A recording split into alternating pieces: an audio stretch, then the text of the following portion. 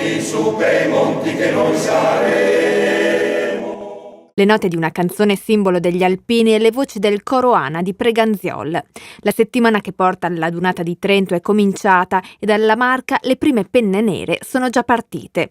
I 15 alpini di Preganziol, infatti, assieme al capogruppo Bruno Torresan, percorreranno a piedi 136 chilometri. Una marcia speciale che avrà nel cuore il ricordo di Angelo Smiazzetto, alpino e direttore del coro scomparso nel 2010. È proprio dalla tomba del loro maestro al cimitero di Treviso che il viaggio è cominciato, il ricordo e la commozione nelle parole di Renzo Campigotto, componente del coro Ana. Angelo è il mio grande amico e il mio grande maestro di canto. Era un papà. Il maestro Angelo Smiazzetto è stato ricordato nei giorni scorsi a Villa delle Magnolie di Monastier, comune dove per tanti anni aveva insegnato musica ai ragazzi delle scuole medie. Le parole della collega Daniela Russa. Una voglia di comunicare, di trasmettere incredibile.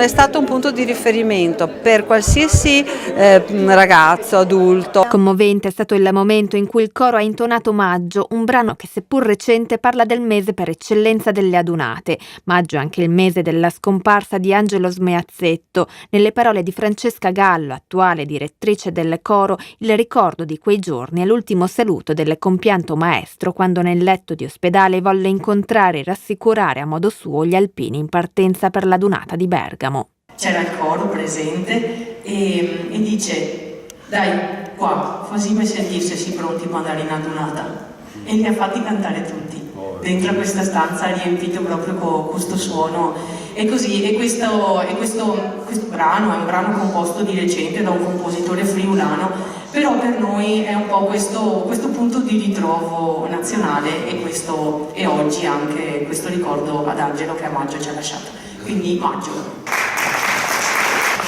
Maggio e ancora maggio, di erba altissima e di rose, ecco maggio e ancora maggio, con i grilli della sera si colora la tua voce di profumo.